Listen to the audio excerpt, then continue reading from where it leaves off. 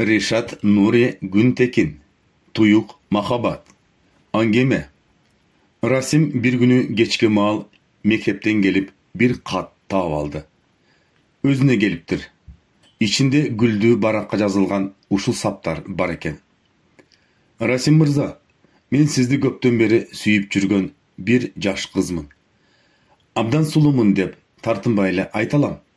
Sizin süygönüңüz, sizin jubayыңыз bolsum degende eki gözüm tört. Birok jaşыбыз жетпегендиктен bir neçe жыл күтüşүбүз керек деп ойлойм. Азырынча сизге өзүмдү тааныштырбайм. Каттарыңызды сурап алма кылып жөнөтүңүз. Атам абдан катаал киши.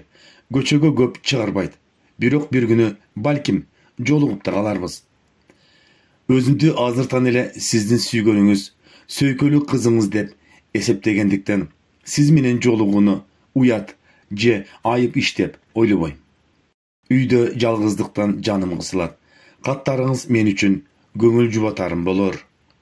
16 жашка келген ар бир окуучу сыяктуу эле Расим үчүн да бул жашоодо бирөөнүн сүйгөнү болуп, аны сүйүүдөн артык эч нерсе жок эле. Катты окуур замат жүрөгү алоолой баштады. Өзү көрбөгөн бул бейтааныш кызды катуу сүйүп калды. Кечинде киного бармак эле, барбады.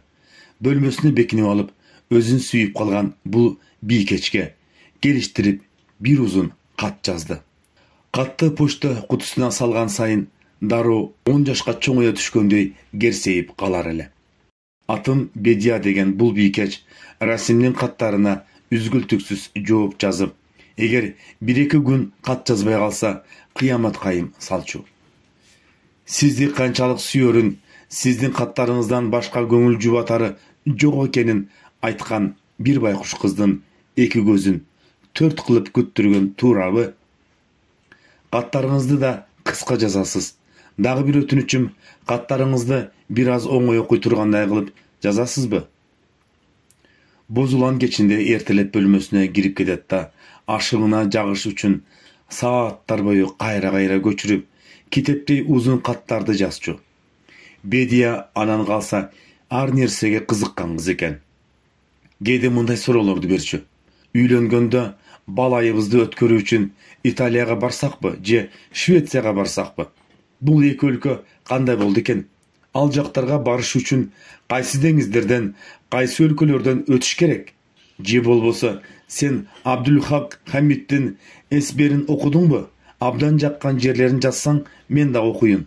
Бозулан кызына уят болбош үчүн география жана адабият китептерин аңтарып, ал сураган маалыматтарды топтоо үчүн күнү бою жанталашчу. Бедия бир катында ага мынтип таарынды. Сиз менен сөзсүз жолугайын деп чечкен элем. Кече мектептен кайтчу жолуңуздан күттүм. Бирок бир жаш кыздын сүйгөн экениңизди унутуп, абдан жаман кийинип алыпсыз. Үстү башыңыз, бут кийимиңиз баткак экен. Кичинекей баладай болуп, досторуңуз менен алыштыңызбы? Муну көрүп сизди уят болбосун деп жаныңызга бара албадым. Расим жети өмүрү жерге кирип уялды. Капада болду. Ошол күндөн тартып абдан тыккан, таза кийине турган болду. Бир жолу Бедия анын мектептен чыгаар менен үйгө кетпей, кечки чейин көчөдө жүргөнүн айтып даттанды. Өзү мынтип ал деп үйдө ыйлап отурса, ал башка кыздар менен жүрөт болду экен. Расим бул дүйнөдө Бедияман башка эч бир кызды сүйбөйм деп карганып кат жазды. Көчөдө баса албай, кокусунан учураган кыздарга көз кары менен да карай албай турган болду. Бир күнү кечинде Расимдин апасы Недиме айым күйөөсү Ахмет мырзаны аза күткөндөй тосуп алды. Ыйламсырап: "Ах, мырзам, башыбызга келгенди сураба. Уулубузга Бедия деген бир балекет кыз жабышыптыр. Бүгүн Расимдин бөлмөсүн жыйнаштырып жатып, каттарын таап алдым. Балабыз колдон чыгып баратыптыр. Бир айласын тап" деп муңканды. Ал эми Ахмет мырзанын эч бир кызыккан түрү көрүнбөйт. Тескерисинче кыт-кыт күлүп турат. "Коркпо айым", деди ал шыбырап. "Ага ашыктык каттарын жазган кыз менмин. Балабыздын жалкоолугу арткандан артып баратат. Мектептеги мугалимдер да, мен да канча аракет кылганыбыз менен жакшыраак жазганды да үйрөтө албай койдук. Акырында ойлонуп отуруп ушул айланы таптым. Расимден кызга кат жазып жүрүп, жаңы жазууну үйрөнөрүнө жана быйыл кийинки класска көчөрүнө ишенем. Чынын айтсам, мен да эски жазууну бир убакта сага кат жазып жүрүп үйрөнгөн элем.